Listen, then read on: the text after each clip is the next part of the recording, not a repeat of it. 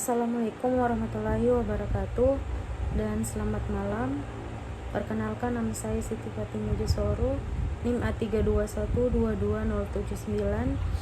Saya dari kelas C, mata kuliah kriminologi, dosen pengampu, dengan hormat saya sebut namanya Dr. Hasdin SPD MPD.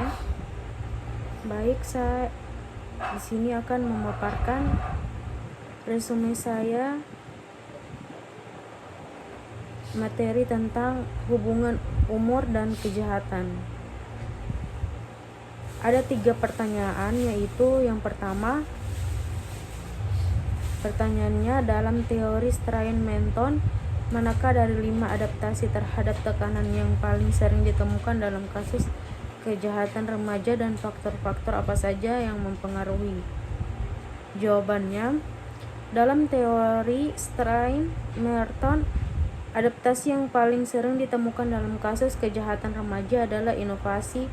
Inovasi terjadi ketika remaja menerima tujuan budaya seperti kesuksesan materi, tetapi menolak cara-cara yang sah untuk mencapainya. Faktor-faktor yang mempengaruhi hal ini antara lain: yang pertama, ketidaksetaraan akses. Remaja dari keluarga miskin atau lingkungan yang kurang beruntung mungkin merasa sulit untuk mencapai kesuksesan melalui pendidikan atau pekerjaan yang sah. Yang kedua, tekanan teman sebaya, yaitu remaja mungkin terpengaruh oleh teman-teman yang terlibat dalam kegiatan kriminal. Yang ketiga, kurangnya pengawasan. Remaja kurangnya diawasi oleh orang tua atau figur otoritas lainnya lebih mungkin terlibat dalam perilaku menyimpang. Pertanyaan yang kedua, mengapa pada umur remaja tingkat kejahatan meningkat? Jawabannya, tingkat kejahatan pada remaja meningkatkan karena kombinasi faktor biologis, psikologis, dan sosial. Secara biologis, remaja mengalami perubahan hormonal yang memengaruhi emosi dan pengambilan keputusan. Secara psikologis, mereka sedang mencari identitas dan rentan terhadap tekanan teman sebaya. Secara sosial, kurangnya pengawasan orang tua, ketidaksetaraan akses terhadap peluang dan pengaruh negatif lingkungan, dan dapat mendorong mereka ke perilaku kriminal. Baik, yang pertanyaan yang ketiga, sejauh mana kebijakan pemindanaan berbeda antara remaja dan orang dewasa dalam sistem peradilan pidana, dan bagaimana hal ini mempengaruhi tingkat kejahatan berdasarkan umur? Jawabannya, kebijakan pemindahan terhadap remaja dan orang dewasa berbeda secara signifikan dalam sistem peradilan pidana. Remaja yang dianggap memiliki tingkat perkembangan kognitif dan emosional yang belum matang umumnya mendapatkan perlakuan yang lebih ringan dibanding orang dewasa. Remaja yang dianggap memiliki tingkat perkembangan kognitif dan emosional yang belum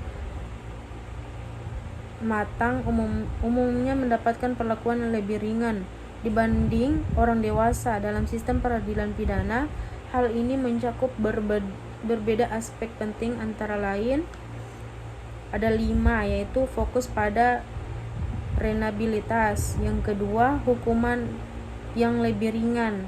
Yang ketiga, proses peradilan yang berbeda. Yang keempat, perlindungan hak-hak anak. Yang kelima, pengaruh terhadap tingkat kejahatan. Baik, saya ke materi kelompok 5, yaitu hubungan wanita dan kejahatan.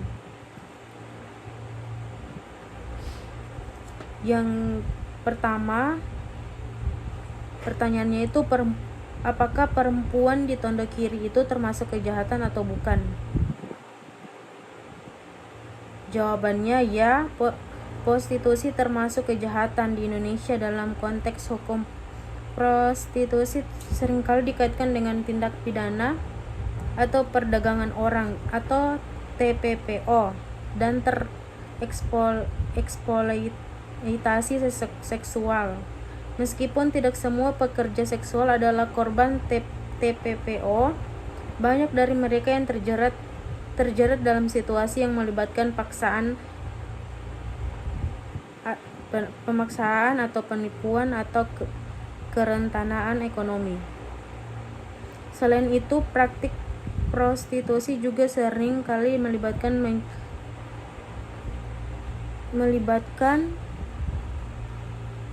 mucikar atau pihak ketiga yang mengambil keuntungan dari eksploitasi seksual yang juga merupakan tindak ilegal.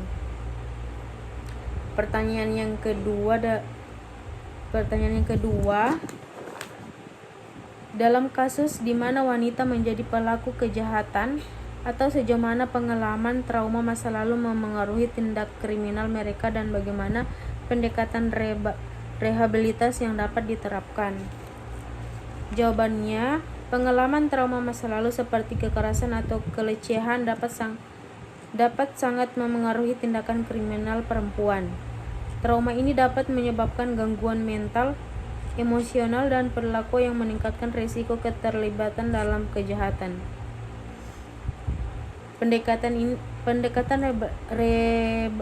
rehabilitas yang efektif harus bersifat holistik, menggunakan terapi trauma, konseling, dan program pemberdayaan penting untuk mengatasi akar penyebab trauma, membangun keterampilan sosial dan emosional, serta memberikan dukungan untuk integritas kembali ke masyarakat.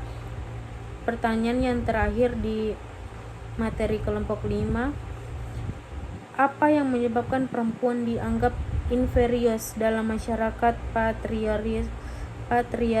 patriarkis?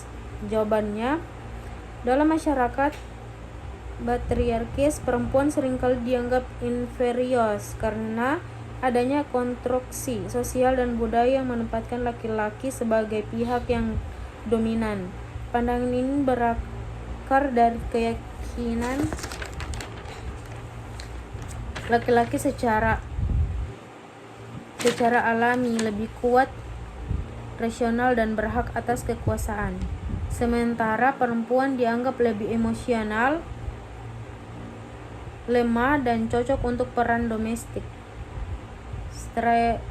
Stereotip gender kemudian diperkuat oleh norma-norma sosial, agama, dan hukum yang membatasi akses perempuan terhadap pendidikan, pekerjaan, dan partisipasi publik, sehingga melanggar ketidaksetaraan. Ya baik, itu saja pemaparan dari saya. Apabila ada kurangnya, saya mohon maaf. Saya akhiri. Wabillahi taufiq wal hidayah. Wassalamualaikum warahmatullahi wabarakatuh.